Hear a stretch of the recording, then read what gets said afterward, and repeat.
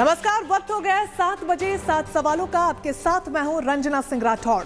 पूरी दुनिया को जिस बात की आशंका थी वो आखिरकार कल रात सच साबित हो गई। रूसी राष्ट्रपति पुतिन ने कल रात पूर्वी यूक्रेन के डोनबास क्षेत्र के 2 इलाकों डोनेत्स्क और लुहांस्क को अलग देश घोषित कर दिया। और इतना ही नहीं, रूस ने इलाकों में शांति सेना के नाम पर टैंक और मिसाइलें भी भेज दी हैं। रूस के इस कदम को यूक्रेन ने अपने ऊपर हमला बताया है। ऐसे में आज के हमारे 7 सवाल रूस यूक्रेन मुद्दे पर ही होंगे।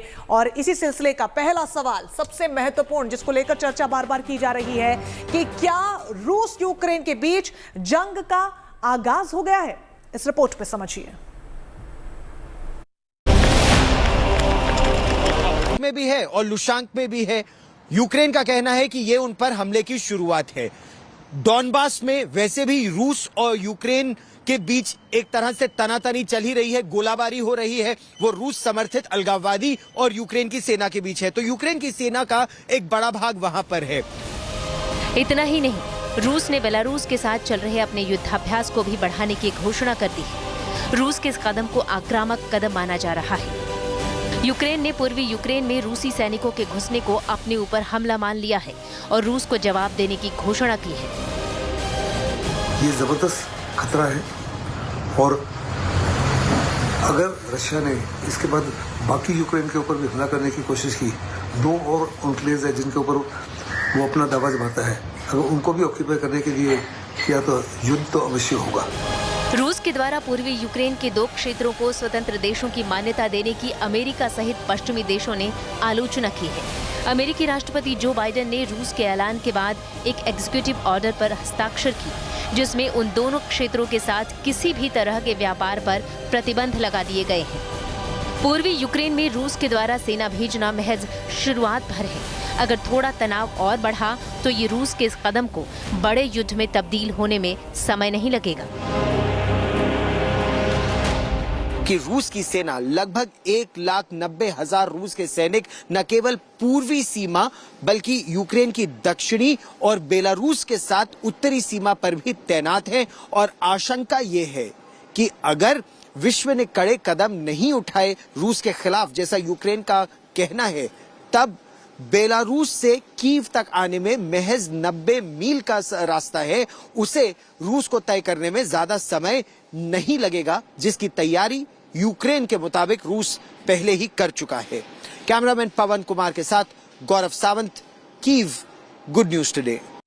तो पुतिन ने कल रात राष्ट्र के नाम संबोधन में पूर्वी यूक्रेन के 2 इलाकों को आजाद देश घोषित कर दिया और इसी बहाने रूसी सेना पूर्वी यूक्रेन में घुस गई।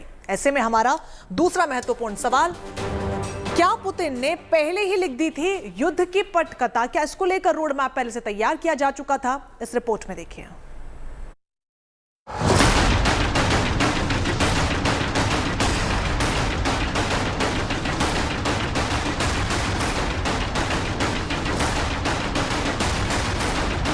रूस यूक्रेन तनाव में महज 12 घंटों के अंदर पूरी तस्वीर बदल गई। कल सुबह फ्रांस के राष्ट्रपति इमैनुअल मैक्रों की तरफ से ये दावा किया गया कि रूस यूक्रेन संकट सुलझाने के लिए अमेरिकी राष्ट्रपति जो बाइडेन और रूसी राष्ट्रपति व्लादिमीर पुतिन के बीच आमने सामने की मुलाकात हो सकती है। कहा गया कि इस बातचीत का मसौदा खुद मैक्रो तैयार करेंगे और इस संबंध में अमेरिकी और रूसी विदेश मंत्री इस हफ्ते यूरोप में बैठक करेंगे। लेकिन शाम होते होते रूस के राष्ट्रपति पुतिन ने देश के नाम संबोधन करने का ऐलान किया। जब कल रात में पुतिन ने देश को संबोधित किया तो पूरे रूसी योजना का खुलासा हो गया। रूस ने पूर्वी यूक्रेन के 2 क्षेत्रों डोनेत्स्क और लुहांस्क को स्वतंत्र देश की मान्यता दे दी। इतना ही नहीं, रूस ने इन क्षेत्रों में अपनी सेना भेजने का भी ऐलान कर दिया।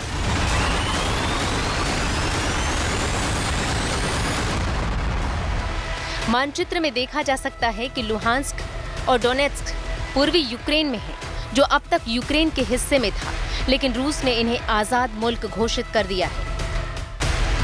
राष्ट्र के नाम संबोधन में राष्ट्रपति पुतिन ने मौजूदा हालात के लिए अमेरिका और नेटो के साथियों को जिम्मेदार बताया। पुतिन ने कहा कि यूक्रेन रूस के लिए खतरा बनता जा रहा है। The activities of the Ukrainian army is governed by the foreign consultants, and we are well aware of that. Last year, under the pretext of the war games, the military contingents of the NATO countries were deployed in Ukraine. The Ukrainian army is already integrated into NATO. It means that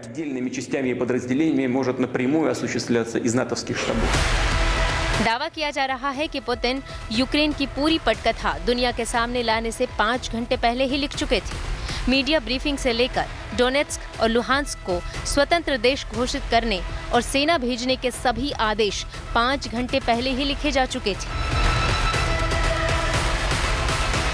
एक अखबार ने दावा किया है कि Putin के राष्ट्र के नाम संबोधन डोनेट्स्क और लुहांस्क को स्वतंत्र देश घोषित करने का वीडियो जारी होने के समय रक्षा मंत्री सर्गेई शोइगु की घड़ी 5 घंटे पहले का समय बता रही थी। रूस अब यूक्रेन पर किसी समझौते के मूड में नहीं है और वो आर पार की लड़ाई लड़ने के लिए तैयार हो चुका है।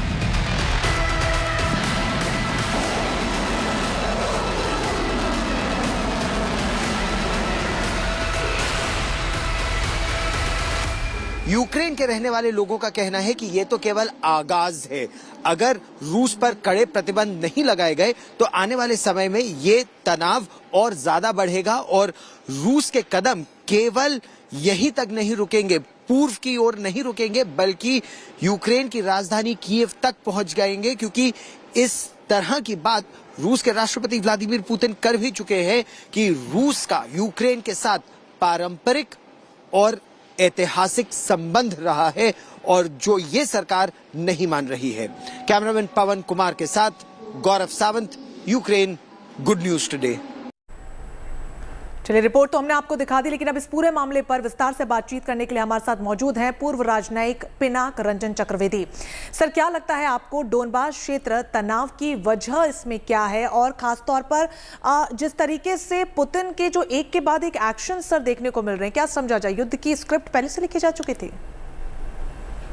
देखिए, ये बहुत दिन से चल रहा है। अगर आपको मालूम हो, जब यूएसएसआर या सोवियत यूनियन जब टूट गया था, उसके बाद से ये सब टेंशन्स बढ़ते चले गए।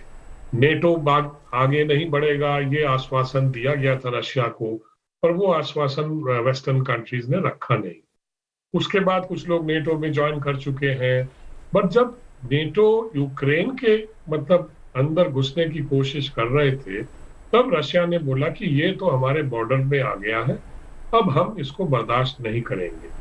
पीछे मिन्स्क एग्रीमेंट्स भी हुए, बुदापेस्ट एग्रीमेंट भी हुए। अब वेस्टर्न कंट्रीज कह रहे हैं कि वो एग्रीमेंट्स वायोलेट हो रहे हैं, क्योंकि वहां पे सॉवरेनिटी और टेरिटोरियल इंटेग्रिटी का आश्वासन दिया था यूक्रेन। और अब ये हालत है कि अब तो खैर पुतिन साहब ने वो क्या कहते हैं, वो दोनों जो रिपब्लिक्स हैं छोटे, लुगांस्क और डोनेट्स्क को रिकॉग्नाइज कर दिया। ठीक है चक्रवर्ती जी, और विस्तार से जानकारी आपसे लेंगे, लेकिन चूंकि अभी भी मैंने डोनबास का जिक्र किया तो बहुत जरूरी उसके बारे में बात की जाए।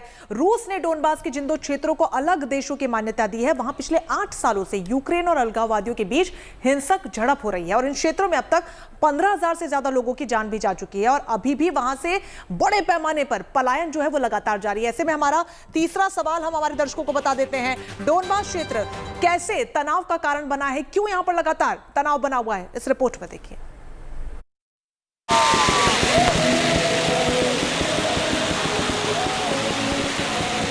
आजादी का जश्न मनाते हुए ये तस्वीरें हैं पूर्वी यूक्रेन के डोनबास क्षेत्र की।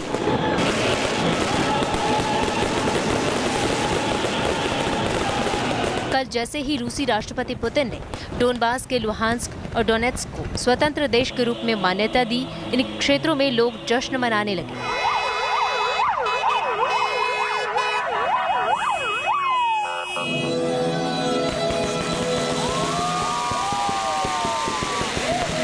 चारों तरफ आतिशबाजी होने लगी और रात में गाड़ी निकालकर लोग सड़कों पर निकल पड़े। रूस की तरफ से लुहांस्क और डोनेट्स्क को स्वतंत्र देश की मान्यता देने के साथ ही इन क्षेत्रों में रूस ने शांति के नाम पर अपने सैनिक भेज दिए। हालांकि रूस इससे पहले भी यहाँ के अलगाववादियों को आर्थिक और सामरिक मदद देता रहा है। रूस इन क्षेत्रों को लेकर हमेशा से संवेदनशील रहा है। दरअसल सोवियत संघ के विघटन के बाद डोनबास क्षेत्र यूक्रेन का हिस्सा बना, जबकि रूस का कहना है कि डोनबास की अधिकतर जनता रूसी भाषा बोलती है और इसीलिए उसे यूक्रेन के राष्ट्रवाद से बचाया जाना जरूरी है। इन क्षेत्रों में रूस और यूक्रेन के बीच तनाव की शुरुआत 2014 से हुई, जब 2014 में क्रीमिया पर रूसी कब्जे के ठीक बाद इन दोनों ही शहरों में रूस समर्थक अलगाववादियों ने कब्जा करने की कोशिश की और ज्यादातर इलाके पर नियंत्रण हासिल भी कर लिया। लेकिन यूक्रेन ने इन दोनों क्षेत्रों में सेना भेजकर अलगाववादियों को रोकने की भरपूर कोशिश की। और ये जो दो क्षेत्र हैं, ये परोक्ष रूप से यूक्रेन के आधिपत्य में अब काफी समय से नहीं है। अगर आपको याद हो 2014 से यहाँ पे लड़ाई छिड़ी थी और उसके बाद से ये क्षेत्र जो है, जो पृथकतावादी जो संगठन है उनके आधिपत्य में है। डोनेट्स्क और लुहांस्क को यूक्रेन में बनाए रखने के लिए यूक्रेन के सैनिक पिछले 8 साल से अलगाववादियों का सामना कर रहे हैं। यूक्रेन की सेना और अलगाववादियों की जंग में अब तक 15,000 से ज्यादा लोग जान गंवा चुके हैं। रूस और यूक्रेन के बीच तनाव को लेकर यहाँ के हजारों लोग अपनी जान बचाने के लिए पलायन कर रहे हैं। डोनेस्क और लुगांस्क, जिन दो प्रांतों को रूस के राष्ट्रपति व्लादिमीर पुतिन ने अलग राष्ट्र के रूप में मान्यता दी, वहां पर अलगाववादी ताकतें और सरकारें मजबूत थी। अब आकलन ये है कि अगर रूस के खिलाफ कड़ी कार्रवाई नहीं की गई तो यही अलगाववादी ताकतें और मजबूत होती जाएंगी और पूर्व से और ज्यादा इनका वर्चस्व बढ़ता जाएगा। डोनेट्स्क और लुहांस्क आर्थिक रूप से भी महत्वपूर्ण क्षेत्र है। यहाँ पर कई अहम खनिजों का भंडार है। डोनेट्स्क यूक्रेन के बड़े स्टील उत्पादक केंद्रों में है, वहीं लुहांस्क में कोयले का बड़ा भंडार है। ऐसे में इन इलाकों की आर्थिक अहमियत बहुत ज्यादा है, इसलिए रूस इन क्षेत्रों को स्वतंत्र देश की मान्यता देकर पूरी दुनिया की नाराजगी मोल लेने में भी नहीं हिचकिचा रहा। गौरव सावंत के साथ bureau report, good news today. तो डोनबास में तनाव क्यों बना हुआ है ये हमने आपको बताया। वो समझना इसलिए भी जरूरी है क्योंकि तनाव विश्व युद्ध की आशंकाओं को और बढ़ा रहा है। क्योंकि हम सब जानते हैं कि द्वितीय विश्व युद्ध के बाद दुनिया 2 ध्रुवों में बंट गई, जहां पर एक धड़े का नेतृत्व अमेरिका कर रहा था तो वहीं दूसरे गुट का नेतृत्व सोवियत संघ कर रहा था।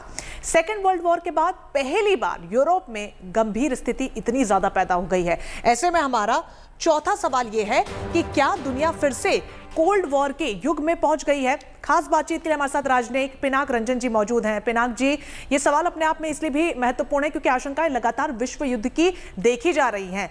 तो दुनिया फिर से क्या कोल्ड वॉर के युग में पहुंच गई है? देखिए, विश्व युद्ध तो नहीं होगा, क्योंकि अगर आप देखें वेस्टर्न कंट्रीज जो है वो सैंक्शंस की बात करते हैं, युद्ध की बात नहीं करते। और कोल्ड वॉर का जो आपने सवाल पूछा, अभी तो खैर कोल्ड वॉर शुरू नहीं हुआ है, बट एक तरह का बंटवारा हो रहा है।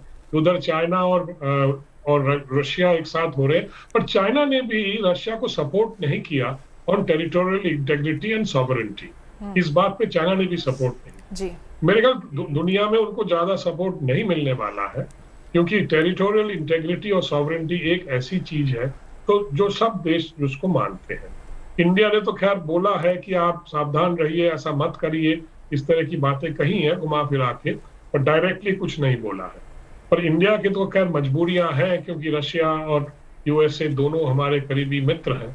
तो मैं ये समझता हूं कि कोल्ड वॉर का जमाना अभी खत्म हो गया है, वो नहीं होने वाला है। ठीक है, लेकिन जिस तरीके से यूक्रेन पर रूस के आक्रामक कदम ने पश्चिमी देशों को नाराज कर दिया, ये भी कई बड़े सवालों को उपज दे रहा है। आपका फिर से सर मैं रुक करूंगी, लेकिन उससे पहले हम दर्शकों को बता दें कि किस तरीके से सवालों की बौछार हो रही है, क्योंकि कदम जो है वो एक के बाद एक उठाए यहाँ पर राष्ट्रपति पुतिन के द्वारा जा रहे हैं। अमेरिका ने भी रूस के फैसले पर अब निराशा जता दी है। ऐसे में हमारा 5वां सवाल हम अपने दर्शकों को बता दें, रूस के यूक्रेन में सेना भेजने के बाद अमेरिका का रुख क्या है? क्योंकि अमेरिका एक तरीके से फुल सपोर्ट में चक्रवर्ती जी यूक्रेन के नजर आ रहा हमेशा से।